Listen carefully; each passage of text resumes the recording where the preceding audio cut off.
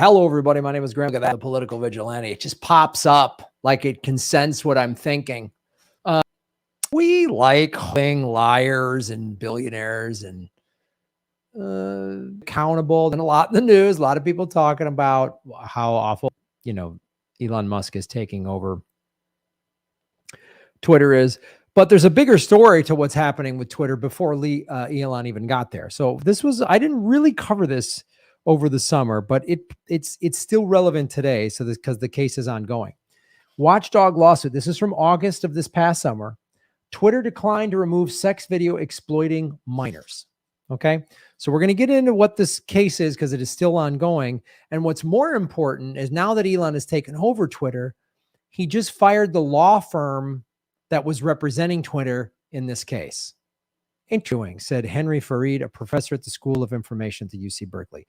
Basically, and we'll get into who this gentleman is and how he's a part. The video surfaced a couple years later when the boys were still like this over the summer, still like 15 or something like that. So they were still minors, and they reached out to Twitter and said, we want this taken down, and they wouldn't. And now there's a lawsuit. So and this was child exploitation material, right? And this isn't just some random professor, okay? This is Farid, who has testified before Congress 5 times on issues of online safety and regulation, and others filed paperwork with a federal appellate court in San Francisco last week supporting the lawsuit. This is an ongoing issue. People are taking suggestive videos and photos of minors and putting them on social media, and the social media platforms, specifically in this case, Twitter, are saying, oh, we'll pull it down. That's against our guidelines. And they don't. This is what happened. The platform, the National Center for Missing and Exploited Children, said that. So again, this isn't just random people. This isn't just some people on the internet overreacting or whatever. This is these 2 minors were exploited, and they asked to get these videos taken down. The videos, to my knowledge, in this article, they've gotten like 160,000 views or something like that, which right there is pretty horrific. So this is the National Center for Missing and Exploited Children is like, this was egregious. Their words, egregious. So already it's like, who do I believe? The big tech company that needs viral videos? And there's other evidence to show that Twitter has supported numerous like questionable accounts. Some people just outright advocating for pedophile activity. I mean, look what Twitter has just done. Elon Musk has banned a bunch of journalists. This is supposed to be, when he took over Twitter, like, oh, this is the bastion of free speech. No, free speech for him. So Donald Trump can go on Twitter. Okay. But journalists can't? Come on. It was so great when Dave Chappelle brought Elon Musk on stage a couple nights ago and thought everyone was going to be like, woo, and everyone booed him. Oh, Dave Chappelle. See what happens when you get $60 million from Netflix? You start kissing the asses of billionaires rather than realizing they're the enemy. Yeah, when you make $60 million from a big tech platform, then you like guys like Elon Musk. Another story altogether. Let's get back to the to be removed. And Twitter's request proved the videos were of them, and they were underage when the videos were taken. So Twitter requested they prove that these videos, just to play devil's advocate here, I understand Twitter could be like, oh, that's not you, or you got to prove those were minors. They proved this stuff. Twitter asked them, you have to prove that this is you in the video. You have to prove that you were a minor in the video. They did that. This is what one of the plaintiffs, this is back in 2020. So this happened in 2020. And when the video started circulating, and that's why the lawsuit took about 2 years for them to like get all the information and get these organizations like the National Center for, and I'm going to read you a list of a bunch of other child exploitation advocacy groups in the United States and Canada are siding with this lawsuit. We reviewed, this is Twitter's response. We reviewed the content and didn't find no action will be taken at this time. So this is when it gets even more interesting. So parents of the plaintiffs, acquaintance of the family who worked for the Department of Homeland Security contacted Twitter. The company removed the videos. So the only way to get child exploitation videos taken off of yourself or family members is you have to know someone at the Department of Homeland Security. That's the only time when Twitter's going to do anything, when the Department of Homeland Security reaches out. Great organization you got there. This is the list of all the organizations that are backing this lawsuit: the Canadian Center for Child Protection, the Rape, Abuse, and Incest National Network, Child USA, and Professor Brian Levine, director of the Cybersecurity Institute at the University of Massachusetts Amherst, are all voting support for the lawsuit. So that was over the summer. The lawsuit is ongoing. But since Elon has taken over Twitter, now I don't know if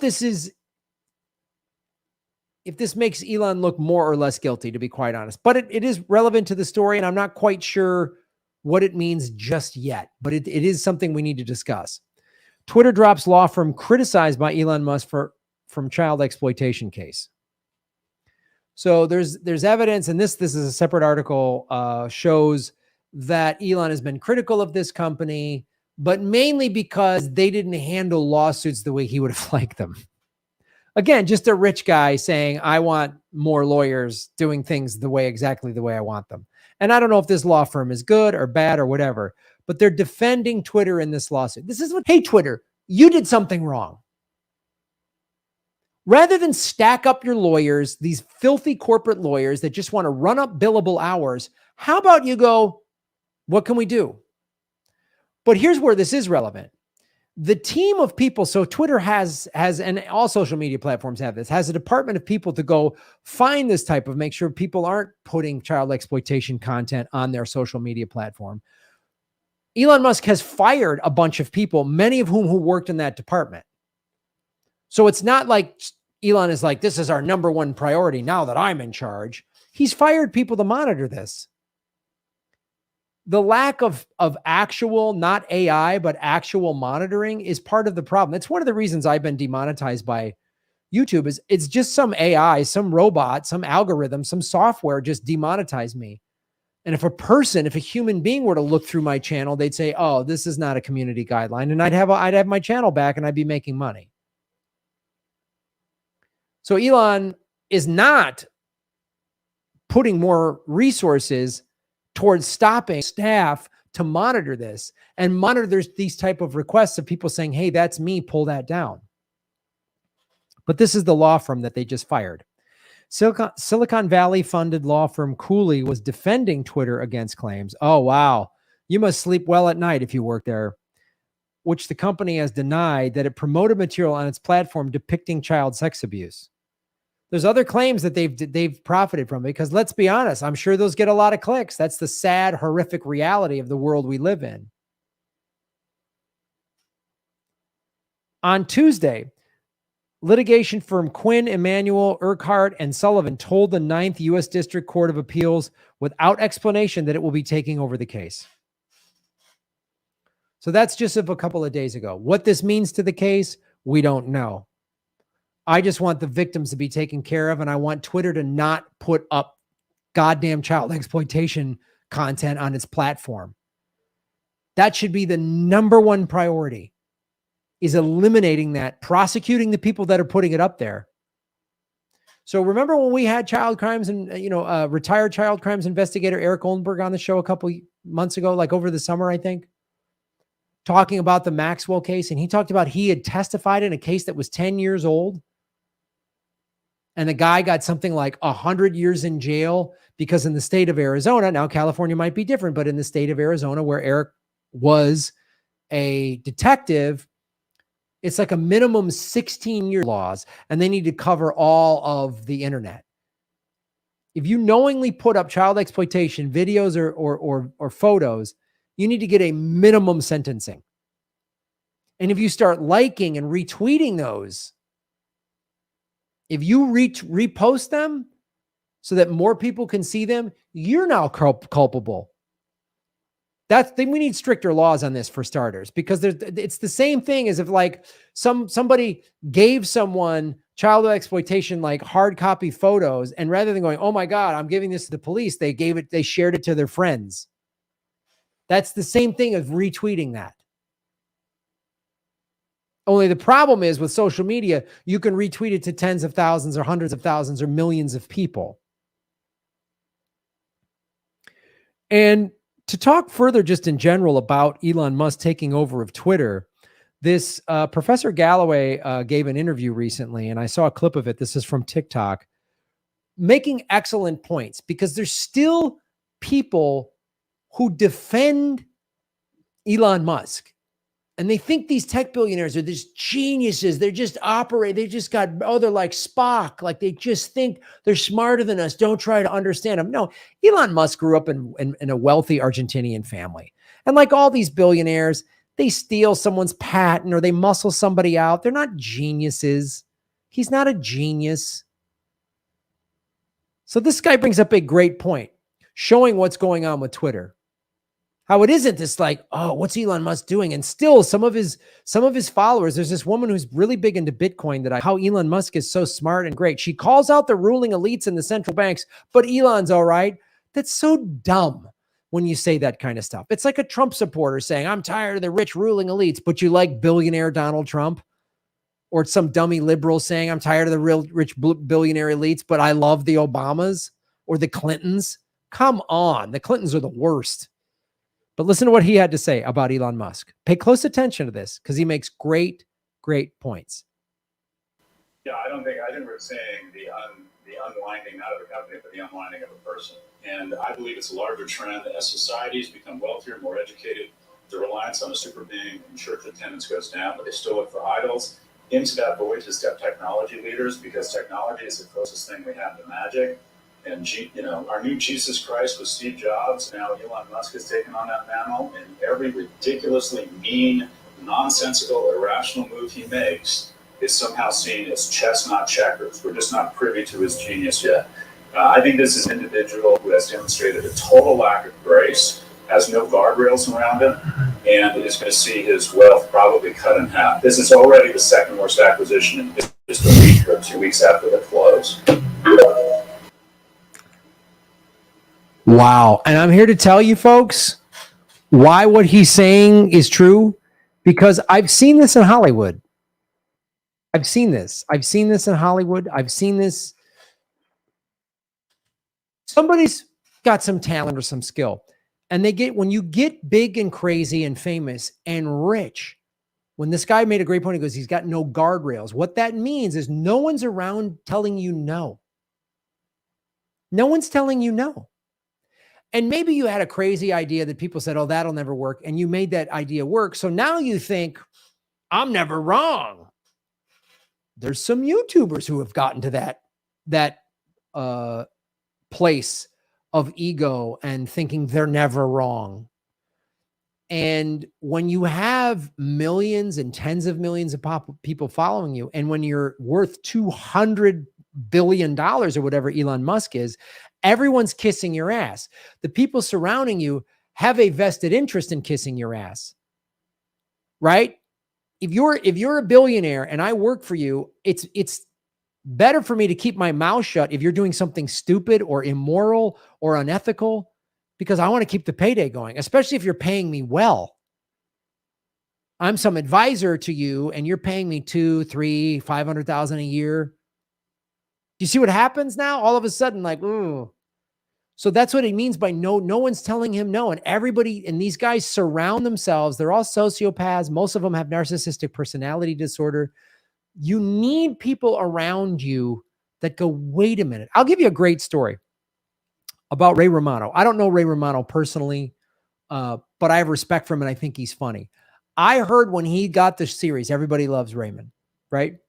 He had been a road comic for years and struggled on the road. And I had heard that he hired one or two guys on his writing staff who were like close friends of him. And their job was to go, that's not funny. not shit on everything, but shoot ideas down, but to be, and this is just a sitcom. This is just a sitcom.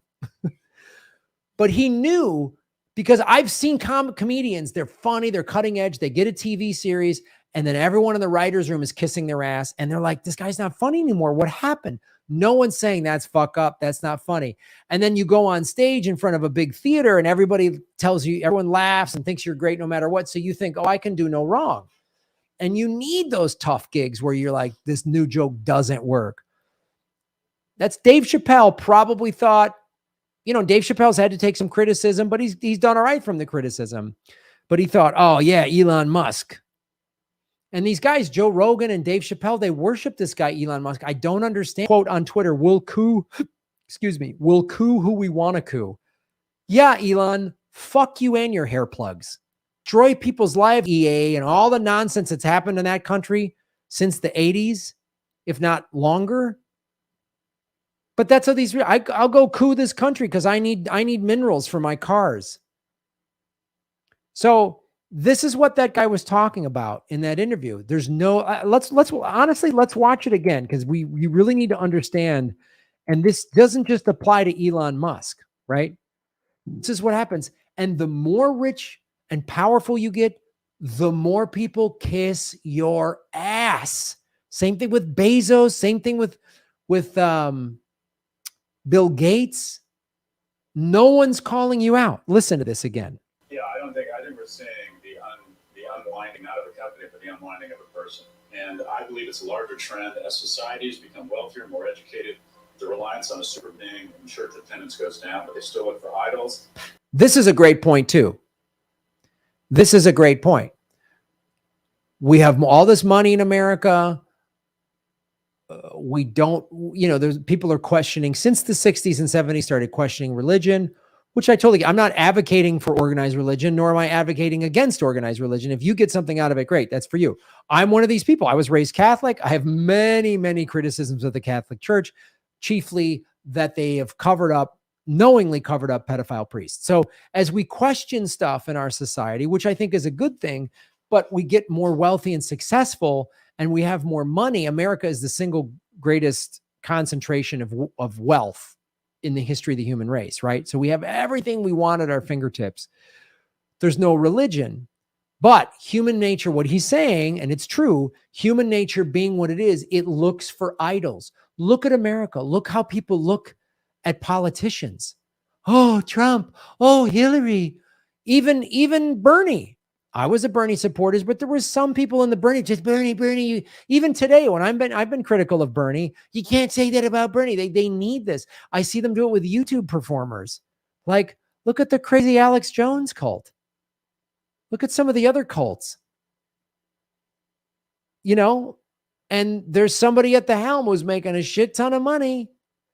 And no one around them is going, this ain't good. I disagree. And when people start disagreeing with that person, those people are either fired or they leave, which is what happens in a cult.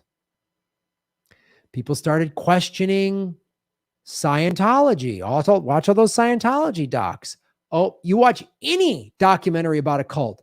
So at some point, someone within the cult went, wait a minute, this ain't right what we're doing. That person ostracized, gaslit, demonized, get out.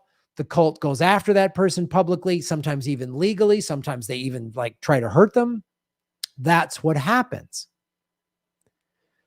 Because human beings, as he's pointing out, need idols. That's why we reference, look at celebrities. Look at these sports here. Look at Tom Brady's. You can't say anything bad about Tom Brady. Look at it. It's on the line. Look at the people still defending Penn State University. Joe Paterno knew. There's hard evidence Joe Paterno knew. As a Penn State fan, I'm not one, but if you're a Penn State fan and you learn that, you have to confront yourself and say, oh, wow, I've been wrong this whole time. But when you need an idol and you identify with an idol and someone disagrees with that idol, then you go, oh, they're attacking me too. That's the cult mentality. I've been attacked. I don't agree with Jimmy Dore anymore. I get out, Graham. I've been called a traitor. I've been called all this crazies to come back. I'm always told, Graham, come back. Come back to what?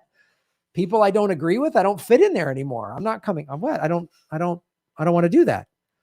It's the cult mentality and people needing idols. Oh, Tulsi's our hero. She's just a sellout politician. She went Democrat. She chased Bernie because she thought that'll help with the clicks and the views and the donation. Well, that ain't working anymore. Now she's going right wing. After the midterms, when there wasn't a red wave, who knows? Maybe she's going to be Green Party in 24. Let's keep watching. In step, we'll wait to step technology leaders, because technology is the closest thing we have to magic. And our new Jesus Christ was Steve Jobs, and now Elon Musk has taken on that mantle. And every ridiculously mean, nonsensical, irrational move he makes is somehow seen as chess, not checkers. We're just not privy to his genius yet. I think this is an individual who has demonstrated a total lack of grace, has no guardrails around him, and is going to see his wealth probably cut in half. This is already the second worst acquisition in history, just a week or 2 weeks after the close. Second worst acquisition a week or 2 weeks after. Let's not forget when Elon Musk put out that bullshit in the spring. Oh, I didn't realize that that Bitcoin mining was bad for the environment. A, it's not. That's a myth. I've debunked that a dozen times on this show. And B, he really didn't know. A guy that makes solar panels and electric cars didn't know how Bitcoin mining worked. So either he's deliberately saying that to nosedive the price of Bitcoin so he can buy more of it, or he's an idiot. And as this guy says, it's the unraveling. So Twitter, already a suspect company, even worse now with Elon Musk that is censoring people left and right. The big free speech, he bought Twitter under the guise of like free speech is back. And now he's banning and blocking anyone critical of him. There was an account, Elon Musk jet, that was tracking his private jet flying and how much oil, fuel it was spending and how bad it was for the environment. Elon, the big environmentalist that didn't want to use Bitcoin. Oh, Bitcoin's bad. It's bad. It's bad for the environment. But his private jet is, let me tell you something. One private jet is worse than any of these Bitcoin mines. Come on. And Elon knows this. Block the account. Block the account. So we're going to keep following this. Don't drink the billionaire Kool-Aid. None of the Zuckerberg, none of these guys are good guys. Their girlfriends and wives aren't good people. They're all awful. They're awful. The sooner Americans realize that actually we're in class warfare, it's us versus the 1%, and anyone that's in the 1%, which are billionaires, they're against you. They're against us. Follow the money, connect the dots, get the truth, and shave your knuckles for justice. Boom. Hey, everybody. Thanks for watching. We are still in our 9th month of demonetization from YouTube. So support what we're doing at patreon.com/Graham Elwood or rockfin.com/Graham Elwood, which is a blockchain cryptocurrency platform. It's free to sign up, and there's a premium level at $10 a month. And for that, you get everybody on the platform's premium content. Myself, Lee Camp, Ron Placone, Jimmy Dore, Whitney Webb, Kim Iverson, Abby Martin, and many, many others. You can also support what we're doing at Venmo at Graham-Elwood. And go to GrahamElwood.com. We have a PayPal button and a PO box. I also have crypto wallets, which are all in the show notes. Thanks for supporting what we do.